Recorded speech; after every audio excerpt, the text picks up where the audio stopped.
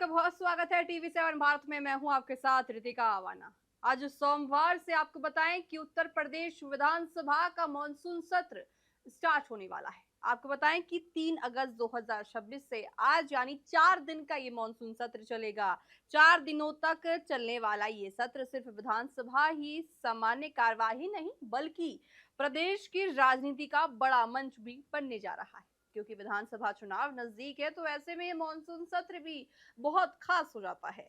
आपको बताएं कि इस बार सरकार और विपक्ष दोनों ही पूरी तैयारी के साथ मैदान में उतर चुकी है। एक तरफ सरकार अपनी उपलब्धियों और विकास कार्यों को गिनाने के पूरे मूड में आ गई है और वहीं दूसरी तरफ विपक्ष बेरोजगारी, पेपर लीक, कानून व्यवस्था, किसानों का मुद्दा और महंगाई जैसे मुद्दों पर सरकार को घेरने की तैयारी में है। आपको बताएं कि ऐसे में इस बार का मॉनसून सत्र राजनीतिक रूप से बेहद खास माना जा रहा है। ऐसे में सरकार अपनी उपलब्धियां गिनाएंगी और विपक्ष उन उपलब्धियों को नीचे करेगी। सत्र शुरू होने से ठीक पहले मुख्यमंत्री योगी आदित्यनाथ ने सर्वदलीय बैठक भी बुलाई। इस बैठक में सभी दलों से सकारात्मक सहयोग की अपील की। मुख्यमंत्री ने कहा कि विधानसभा लोकतंत्र की सबसे बड़ा मंच माना जाता है और यहाँ जनता से जुड़े हर मुद्दे पर गंभीर चर्चा होनी चाहिए। सहयोग की बात इसलिए की, अगर सहयोग ही नहीं मिलेगा और हंगामा ऐसे ही चालू रहेगा, यानी कि पूरी तरह से हंगामा विधानसभा में होगा, तो कोई भी कार्यवाही हो नहीं पाएगी और ना ही सरकार अपनी बात रख पाएगी और ना ही विपक्ष। उन्होंने साफ कहा कि सरकार विपक्ष के हर सार्थक सुझाव का स्वागत करेगी और जनहित से जुड़े हर सवाल का जवाब भी देगी। यानी कि साफ तौर से योगी सरकार ने कहा है कि विपक्ष जो भी सवाल उठाएगा, विपक्ष जो कुछ भी कहेगा, उन सभी चीजों को सुना जाएगा और उनका जवाब भी जनहित में रख के सरकार देगी। उनका संदेश था कि सदन में टकराव नहीं बल्कि समाधान की राजनीति होनी चाहिए। वही विधानसभा अध्यक्ष सतीश ने भी सभी दलों के विधायकों से सदन की गरिमा बनाए रखने की अपील की है, क्योंकि आपने भी देखा है कि मॉनसून सत्र जब से चला हुआ है तब से लोकसभा और राज्यसभा जैसे ही आता है, 11 बजे के करीब आता है, वैसे ही विपक्ष हंगामा करना शुरू कर देता है और उस हंगामे के कारण स्थगित कर जाना पड़ता है सदन। तो इसलिए यहाँ पे अपील की गई है कि आप अपनी बात रखें, लेकिन ऐसी बात रखें ताकि दूसरों को भी समझ में आए और सरकार भी अपनी बात रख पाए और विपक्ष भी अपनी बात रख पाए। लेकिन चर्चा पर बहस हमेशा मर्यादा के साथ होनी चाहिए, ये स्पीकर ने कहा है। इस बार का सत्र इसलिए भी खास है क्योंकि आपको बताएं कि पहली बार विधानसभा में पूरा वंदे मातरम गीत गाया जाएगा। जी हाँ, जो विधानसभा की शुरुआत है वही वंदे मातरम गीत के साथ होगी। अपने आप में कितना ज्यादा देखिए सौभाग्य वाली बात है कि जब विधानसभा चलेगा उत्तर प्रदेश का तो उसकी शुरुआत वंदे मातरम से होगी, तो इसलिए ज्यादा खास अब की बार ये विधानसभा आज होने वाला है। इसे लेकर आपको बताएं कि भारत सरकार की अधिसूचना भी जारी हो चुकी है। विधानसभा अध्यक्ष ने उम्मीद जताई है कि सभी सदस्य सकारात्मक माहौल में जनता के मुद्दों पर अपनी बात रखेंगे, गरिमत पद से रखेंगे। आपको बताएं कि सत्र को लेकर सुरक्षा व्यवस्था में पहले से ज्यादा कड़ी कर दी गई है। विधानसभा परिसर आसपास के इलाकों में पीसीए और आरएएफ की कंपनियां तैनात की गई हैं ताकि किसी भी तरह की व्यवस्था को पूरी तरह से कंट्रोल में किया जा सके। सरकार किसी भी स्थिति से निपटने के लिए पूरी तरह तैयार दिखाई दे रही है। दूसरी ओर विपक्ष ने भी पहले दिन ही सरकार के खिलाफ आक्रामक रुख अपनाने के संकेत दे दिए हैं। समाजवादी पार्टी के विधायक विधानसभा पहुंचने से पहले चौधरी चरण सिंह की प्रतिमा पर धरना प्रदर्शन करेंगे। विपक्ष का कहना है कि प्रदेश में ऐसे मुद्दे हैं जिन पर सरकार को जवाब देना चाहिए। तो देखिए, विधानसभा चुनाव होगा, सरकार एक मंच के नीचे, विपक्ष एक मंच के नीचे, यानी कि एक छत के नीचे होगी, तो हंगामा होना तो लाजमी है।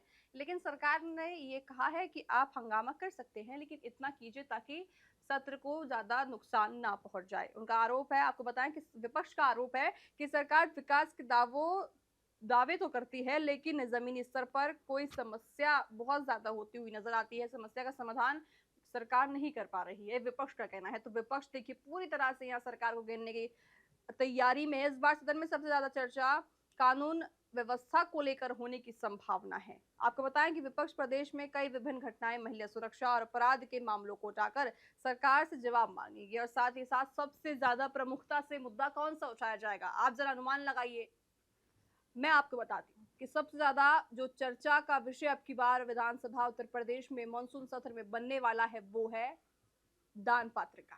जी हाँ, जो धांधलीबाजी हुई अयोध्या में, जो रामलला के मंदिर में जिस तरह से धांधलीबाजी हुई है, कार्यवाही चल रही है। पूरी तरह से देखिए सरकार ने जवाब दे दिया है, लोगों के खिलाफ कार्यवाही हुई है, लेकिन फिर भी विपक्ष अब की बार पूरे हंगामे के साथ सरकार को घेरने के लिए तैयार होने वाला है और विपक्ष घेरता हुआ भी नजर आएगा। आपको बताएं कि प्रदेश के कई जिलों में लगातार बारिश और नदियों के बढ़ते जलस्तर में प्रभावित है। इससे भी लोगों को परेशानी हो रही है, तो इस पर भी सरकार पर निशाना विपक्ष उठा सकती है। किसानों के मुद्दे भी बहस के केंद्र में रहेंगे। धान खरीद, गन्ना, आपको बताएं सिंचाई, खाद, बीज की उपलब्धता और फसल नुकसान जैसे विषयों पर विपक्ष के एजेंडे शामिल हो सकते हैं। तो कहीं ना कहीं महिला सुरक्षा भी यहाँ पे एजेंडे में आएगा विपक्ष के।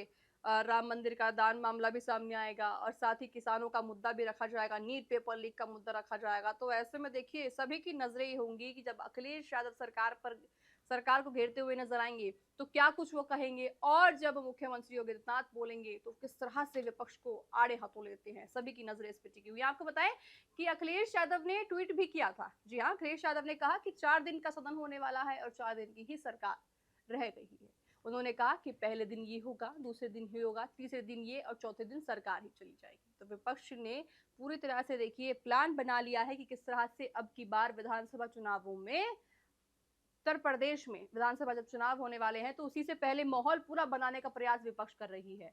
युवाओं से जुड़े मुद्दे भी सदन में गूंजते हुए नजर आएंगे। युवाओं का मुद्दा जाहिर सी बात है कितने दिनों से भारत में चल रहा है, नीट पेपर लीक का मुद्दा चल रहा है, तो ऐसे में युवाओं का मुद्दा भी उठाया जाएगा। विपक्ष भर्ती परीक्षा, रोजगार आपको बताएं प्रतियोगी परीक्षाओं की पारदर्शिता और युवाओं को नौकरी मिलने ना मिलना या फिर देर से मिलने पर भी सरकार को विपक्ष घेर सकता है। तो ऐसे में देखिए विपक्ष के हमने कितनी सारी चीजें आपको गिनाई कि दान पात्र से जुड़ा हुआ मामला उठाएंगे, महिला सुरक्षा पर उठाएंगे, साथ ही साथ किसानों का मुद्दा उठाएंगे और युवाओं का मुद्दा उठाएंगे। तो विपक्ष पूरी तैयारी में है सरकार को घेरने की, लेकिन सरकार भी पीछे नहीं हटने वाली है। सरकार ने सारी चीजें अपनी तैयार करके रखी हैं कि आप कुछ भी कहिए आपको जवाब दिया जाएगा। वहीं सरकार हाल के वर्षों में हुई सरकारी भर्तियां, निवेश से पैदा हुए रोजगार और सरकारी भर्तियां, निवेश में पैदा हुए रोजगार और कौशल विकास योजनाओं को अपनी उपलब्धि के तौर पर भी पेश करेगा। जैसे मैंने कहा कि विपक्ष तो सरकार को घेरेगा ही, लेकिन सरकार भी पूरी तैयारी में है कि आप भाई जो भी कहेंगे उसका जवाब आपको तुरंत मिलेगा। स्वास्थ्य और शिक्षा का मुद्दा भी पीछे नहीं रहेगा। सरकारी अस्पतालों की स्थिति, डॉक्टरों की कमी, मेडिकल कॉलेजों का विस्तार, स्कूलों की गुणवत्ता और शिक्षा व्यवस्था पर भी विपक्ष सवाल उठाएगा। साथ ही सरकार इन क्षेत्रों में किए गए निवेश और कई योजनाओं का विवरण देकर अपना पक्ष भी रखता हुआ नजर आएगा। विकास परियोजनाएं भी सरकार के एजेंडे में प्रमुखता से है। एक्सप्रेसवे, मेट्रो, विस्तार, डिफेंस कॉरिडोर, औद्योगिक निवेश और स्मार्ट सिटी आधुर अब पूरी तरह से देखिए आधारभूत ढांचे से जुड़ी परियोजनाओं को सरकार अपनी बड़ी उपलब्धि के तौर पे पेश करती हुई नजर आई है। वहीं विपक्ष इन योजनाओं की लागत, प्रगति और जमीन पर उनके आसार को पूरी तरह से दिखाता हुआ नजर आएगा। तो देखिए हमने आपको बताया कि विपक्ष इन इन मुद्दों पर सरकार को घेर सकता है और सरकार भी पूरी तैयारी में है विपक्ष को जवाब देने की। तो देखिए जब सत्र शुरू होगा उससे पहले समाजवादी पार्टी के प्रवक्ता और नेता सभी यहाँ पे प्रदर्शन करेंगे, तो वो भी हंगामा कर सकते हैं। वह हंगामा कितना जोरदार होगा देखने वाली बात होगी। साथ ही आपको बताएं कि राजनीतिक जानकारों का ये मानना है कि ये सत्र सिर्फ 4 दिनों की कार्यवाही नहीं, बल्कि आने वाले समय की राजनीति की दिशा भी तय करेगा। सत्ता पक्ष अपनी उपलब्धियों को जनता तक पहुंचाने की कोशिश करेंगे, जबकि विपक्ष सरकार की कमियों को उजागर करने का प्रयास करेगा। सदन के भीतर होने वाली बहस का असर सीधे जनता और आने वाले राजनीतिक माहौल पर दिखाई देगा, क्योंकि विधानसभा चुनाव नजदीक है। तो एक एक शब्द जो विपक्ष का बोला जाएगा, एक एक शब्द जो सरकार का बोला जाएगा, वो अपने आप में बहुत अहम माना जाएगा, क्योंकि विधानसभा चुनाव नजदीक है उत्तर प्रदेश की। तो वैसे में हर एक कदम, हर एक शब्द, हर एक प्लानिंग और हर एक डिफेंस भी सरकार का ये साफ तौर से दर्शाएगा विधानसभा चुनाव के मद्देनजर क्या कुछ होता है। तो इसमें देखिए 4 दिन का जो सत्र चलने वाला है उसको आप सिर्फ महज 4 दिन का मत समझिए, यही साफ तौर से राजनीतिक विशेषज्ञों का कहना है, क्योंकि 4 दिन आप सोच सकते हैं कि बहुत महत्वपूर्ण उत्तर प्रदेश के लिए होने वाले हैं, क्योंकि एक छत के नीचे विपक्ष और सरकार मौजूद रहेगी और सरकार को घेरने के लिए विपक्ष काफी चीजें कर रही हैं काफी दिनों से। तो ऐसे में अब उनको मौका मिल जाएगा सामने सामने से घेरने का। तो देखा जाएगा कि राम मंदिर का मुद्दा कितनी प्रमुखता से सरकार पर उठाती है विपक्ष, क्योंकि विपक्ष लगातार कह रही है कि धांधलेबाजी हुई है राम मंदिर में और जो दोषी है उनको सही पकड़ा नहीं गया है। वहीं सरकार कह रही है कि हमने सभी दोषियों को पकड़ लिया है और सारी चीजें हो रही हैं, लेकिन फिर भी विपक्ष लगातार सरकार को घेर रही है। तो ऐसे में देखा जाएगा कि राम मंदिर का मुद्दा भी देखिए दर्शकों बहुत ज्यादा प्रमुखता से अब की बार मानसून सत्र में उठाया जाएगा। देखिए सभी की निगाहें विधानसभा की कार्यवाही पर टिकी हुई हैं। देखा जाएगा कि सबसे बड़ा सवाल यही है कि क्या सरकार और विपक्ष जनहित के मुद्दे पर सार्थक चर्चा करेगी या फिर सत्र हंगामे और राजनीतिक आरोप प्रत्यारोप की भेंट चढ़ पाएगा। तो साधारण सा देखिए इसका जवाब ये है कि जब छत के नीचे दोनों पक्ष और विपक्ष मौजूद रहेंगे तो हंगामा होना तो लाजमी है और सरकार को घेरने का मौका विपक्ष को मिल जाएगा और सरकार भी यहाँ पे देखिए विपक्ष को घेरती हुई नजर आएगी, क्योंकि सरकार भी कहती थी कि आपका जब कार्यकाल था आपने कितने काम किए थे। तो ऐसे में सरकार भी देखिए यहाँ पे विपक्ष को घेरती हुई नजर आएगी और जो तमाम चीजें विपक्ष इतने दिनों से कह रही थी तो कहीं ना कहीं यहाँ पे मौका सरकार को मिल गया है उनको घेरने का। तो साफ तौर से दर्शाता है दर्शकों कि यहाँ पे अब विधानसभा चुनाव जो 4 दिन का होने, आपको बताएं कि विधानसभा चुनाव के मद्देनजर ये जो 4 दिन का मानसून सत्र होगा उत्तर प्रदेश का, तो बहुत ज्यादा मायने इसके हैं। आपको बताएं कि अलग-अलग मायने रखे जाएंगे और इसके लिए देखिए पहले प्रदर्शन होगा, जैसा कि मैंने आपको बताया कि समाजवादी पार्टी पहले प्रदर्शन करेगी चलने से पहले, तो उसके लिए भी सुरक्षा के पुख्ता इंतजाम कर दिए गए हैं ताकि कोई भी स्थिति ऐसी ना हो जाए जिसमें बाद में पछतावा सभी को हो। आपको बताएं कि अभी विधानसभा अध्यक्ष ने भी सभी दलों के विधायकों से सदन की गरिमा बनाए रखने की अपील की है, क्योंकि अगर आप गरिमा के साथ चलेंगे, आप इस तरह से चलेंगे, सदन को चलाने देंगे, तभी आपकी भी बात भी सुनी जाएगी, सरकार की बात भी सुनी जाएगी और जनता के ज़हन तक भी आपकी आवाज़ पहुँच जाएगी। लेकिन हंगामे के कारण अगर देखिए आप हंगामा करते रहेंगे, तो ना तो पक्ष की आवाज़ सुनेगी, ना ही विपक्ष की आवाज़ सुनेगी। इसलिए गरिमा बनाए रखने की अपील स्पीकर ने कर दी है। उन्होंने कहा है कि लोकतंत्र में सहमति और असहमति दोनों स्वाभाविक है, लेकिन चर्चा और बहस हमेशा मर्यादा के साथ होनी चाहिए। जैसा कि पहले कहते रहे हैं कि मानसून सत्र में भी देखिए आपने राहुल गांधी को देखा होगा किस तरह से उन्होंने स्टूपिड का, अंधभक्त का इस्तेमाल किया, तो उसमें भी बहुत उनको घेरा गया, उन पे एफआईआर भी हुई। तो साफ तौर से आप पूरी तरह से सरकार को घेर सकते हैं, आप उनकी नीतियों को घेर सकते हैं, लेकिन ऐसे शब्दों का आप इस्तेमाल ना करें जिससे दूसरे लोगों को नुकसान हो या फिर उनकी भावनाओं को ठेस पहुंचे। तो इसलिए हर शब्द का मायने रखने की बात की गई है। इस बार का सत्र इसलिए भी खास है क्योंकि पहली बार विधानसभा में पूरे वंदे मातरम गीत गाया जाएगा। कैसे, जैसे कि मैंने आपको बताया कि वंदे मातरम गीत के साथ शुरुआत होगी, तो बहुत ज्यादा खास है। इसे लेकर भारत सरकार की अधिसूचना भी जारी की जा चुकी है। विधानसभा अध्यक्ष ने उम्मीद जताई है कि सभी सदस्य सकारात्मक माहौल में जनता के मुद्दों को अपनी बात सही से रखते हुए नजर आएंगे। उत्तर प्रदेश विधानसभा का मानसून सत्र आज 3 अगस्त 2026 से शुरू होगा।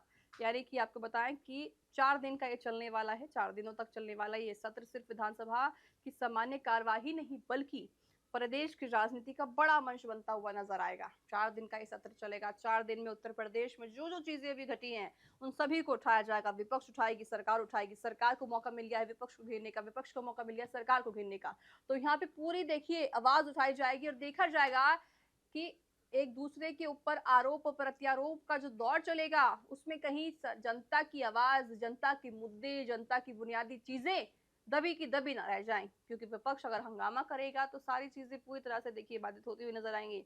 इस बार सरकार और विपक्ष दोनों पूरी तैयारी के साथ सदन में उतर आई हैं। एक तरफ सरकार अपनी उपलब्धियां और विकास कार्यों को सामने रखेंगी, तो दूसरी तरफ विपक्ष बेरोजगारी, कानून व्यवस्था और किसानों के जैसे बाढ़ और महंगाई जैसे मुद्दों पर सरकार को घेरने की तैयारी में। आपको बताया कि किन चीजों पर सरकार को घेर सकती है। तो वैसे में देखिए आज का उत्तर प्रदेश विधानसभा का मानसून सत्र कैसा होगा, इस पर सभी की निगाहें टिकी हुई है। देखा जाएगा कि आज क्या कुछ होता हुआ नजर आएगा, क्योंकि सरकार पूरी तैयारी के साथ मैदान में उतरेगी, सरकार पूरे हर एक पहलू के साथ उतरेगी कि क्या क्या चीजें होती हैं। और देखा जाएगा कि अब की बार विधानसभा का मानसून सत्र कितना ज्यादा प्रभाव डालता है किसमें, विधानसभा चुनाव के, जब विधानसभा चुनाव होगा उत्तर प्रदेश में उसमें कितना ज्यादा असर डालता हुआ नजर आएगा। क्योंकि 4 दिन है, लेकिन 4 दिन आप इसको बिल्कुल भी सही मत समझिए, क्योंकि 4 दिन के अंदर ऐसी ऐसी चीजें होंगी जो हम पूरे विधानसभा चुनाव के में गाते हुए अभी आपको नजर आएंगे। तो देखा जाएगा कि अब जो 4 दिन ये होने वाले हैं उत्तर प्रदेश के कितने ज्यादा महत्वपूर्ण होंगे और विपक्ष सरकार को घेरता हुआ नजर आएगा, सरकार को भी मौका मिल जाएगा। वही विधान से आपको बताएं कि सत्र को लेकर सुरक्षा व्यवस्था भी पहले से ज्यादा कड़ी कर दी गई है। विधानसभा परिसर में आसपास के इलाकों में पीएसी और आरएएफ की कंपनियां तैनात की गई हैं ताकि किसी भी तरह की व्यवस्था से पूरी तरह से निपटा जा सके और सरकार किसी भी स्थिति से निपटने के लिए पूरी तरह तैयार रह सके।